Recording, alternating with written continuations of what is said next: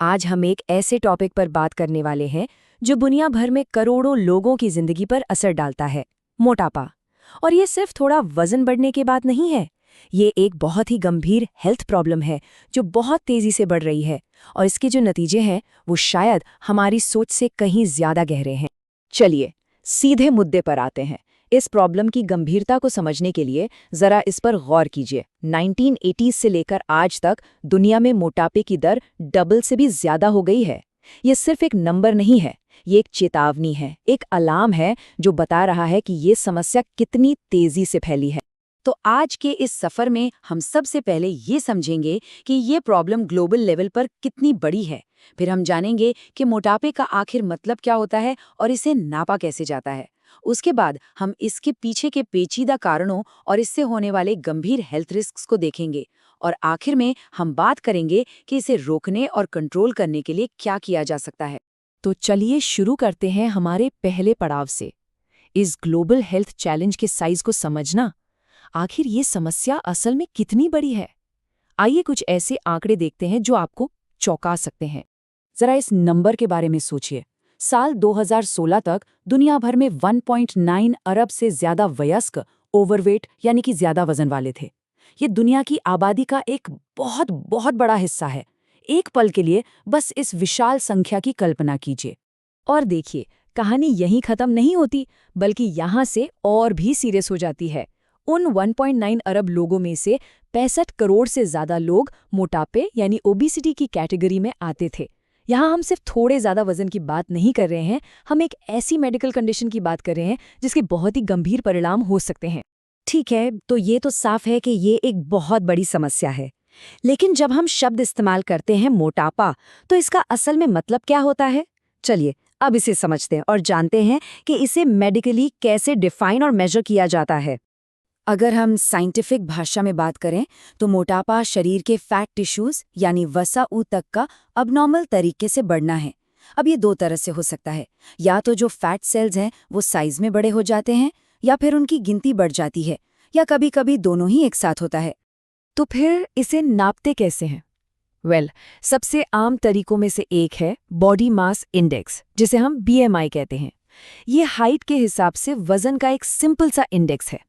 इसका फॉर्मूला भी सीधा है, आपका वजन किलोग्राम में डिवाइडेड बाय आपकी हाइट मीटर में का स्क्वायर। आइए इसे एक आसान से उदाहरण से समझते हैं। मान लीजिए किसी का वजन 70 किलो है और हाइट 1.75 मीटर, तो उनका BMI आएगा 22.9। अब सवाल ये है कि इस नंबर 22.9 का मतलब क्या है। चलिए अगली स्लाइड में इसकी कैटेगरीज को देखते हैं। ये है वर्ल्ड हेल्थ ऑर्गेनाइजेशन यानी WHO का क्लासिफिकेशन। अगर BMI 25 से ऊपर है तो उसे ओवरवेट माना जाता है, और 30 से ऊपर है तो उसे ओबेसिटी यानी मोटापे की श्रेणी में रखा जाता है। और यहाँ सबसे ज़रूरी बात यह है कि जैसे जैसे BMI बढ़ता है, दूसरी बीमारियां जैसे डायबिटीज़ और हार्ट डिजीज़ का खतरा भी बढ़े हुए से बहुत गंभीर होता जाता है। लेकिन रुकिए, BMI ही पूरी कहानी नहीं बताता। यहाँ एक बहुत ज़रूरी बात है। मामला सिर्फ ये नहीं है कि शरीर में फैट कितना है, बल्कि ये भी है कि वो फैट जमा कहाँ पर है। पेट के आसपास जमा हुआ फैट, जिसे एब्डोमिनल फैट भी कहते हैं, वो हिप्स या जांघों पर जमे फैट से कहीं ज़्यादा खतरनाक माना जाता है। तो अगर ये सिर्फ वजन या BMI की बात नहीं है, तो फिर इसके कारण क्या है? ये एक आम गलतफहमी है कि मोटापा सिर्फ ज़्यादा खाने से होता है। सच्चाई इससे कहीं ज्यादा कॉम्प्लेक्स है। इसके पीछे कई सारे फैक्टर्स एक साथ काम करते हैं। सबसे पहले तो आते हैं हमारे बायोलॉजिकल और जेनेटिक फैक्टर्स। जैसे जैसे उम्र बढ़ती है, हमारा मेटाबॉलिज्म धीमा होता है, जिससे वजन बढ़ना आसान हो जाता है। हार्मोनल वजहों से महिलाओं में इसकी दर अक्सर ज्यादा देखी जाती है। और फिर आते हैं हमारे जीन्स। जुड़वा बच्चों पर हुई स्टडीज से पता चलता है कि हमारे वजन में जीन्स का एक बहुत बड़ा रोल होता है, और यही वजह है कि मोटापा अक्सर परिवारों में पीढ़ी दर पीढ़ी चलता है। फिर बात आती है हमारे लाइफस्टाइल और हमारे आसपास के माहौल की। आज की दुनिया में हम चलते कम हैं और बैठते ज़्यादा हैं। हमें हाई कैलोरी प्रोसेस्ड फूड बहुत आसानी से मिल जाता है।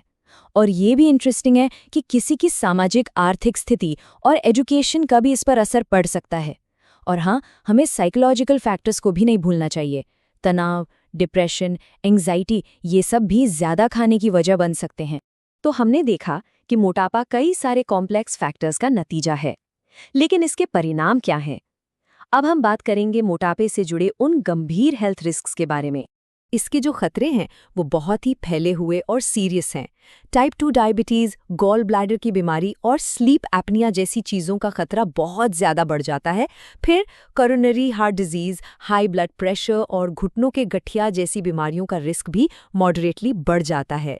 यहाँ तक कि कुछ तरह के कैंसर और फर्टिलिटी से जुड़ी समस्याएं भी मोटापे से जुड़ी हुई हैं। अब जरा इस चौंकाने वाली सच्चाई पर गौर कीजिए। पूरी दुनिया में कम वजन होने की वजह से जितनी मौतें होती हैं, उससे ज़्यादा मौतें ज़्यादा वजन और मोटापे की वजह से होती हैं। ये एक ऐसी बात है जो इस समस्या को एक बिल्कुल नए नज़रिए से देखने पर मजबूर करती है। हम एक ऐसे पॉइंट पर आ गए हैं जहां ज़रूरत से ज़्यादा की समस्या ज़रूरत से कम की समस्या से बड़ी हो गई है। और अगर हम इसे नंबर्स में देखें तो हर साल कम से कम 34 लाख वयस्कों की मौत सिर्फ ज्यादा वजन या मोटापे की वजह से हो जाती है। ये सिर्फ आंकड़े नहीं हैं, ये इंसानी जानें हैं। ये वाकई में एक ग्लोबल हेल्थ क्राइसिस है जिस पर तुरंत ध्यान देने की जरूरत है। इतनी गंभीर तस्वीर देखने के बाद मन में ये सवाल आना स्वाभाविक है, तो फिर इसके बारे में क्या किया जा सकता है? अच्छी खबर ये है कि मोटापा कोई लाइलाज बीमारी नहीं है। इसे रोका भी जा सकता है और इसे कंट्रोल भी किया जा सकता है।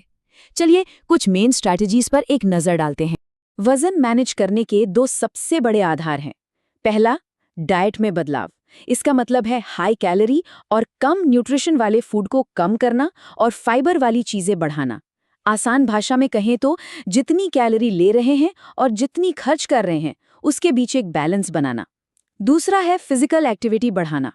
रेगुलर एक्सरसाइज न सिर्फ कैलोरी बर्न करती है बल्कि हमारी ओवरऑल हेल्थ के लिए भी बहुत ज़रूरी है।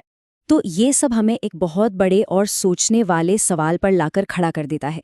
हमने देखा है कि मोटापा कितना कॉम्प्लेक्स है। इस पर हमारे जीन्स, हमारा माहौल, हमारे खाने के ऑप्शन और यहाँ तक कि विज्ञापनों का भी असर पड़ता है।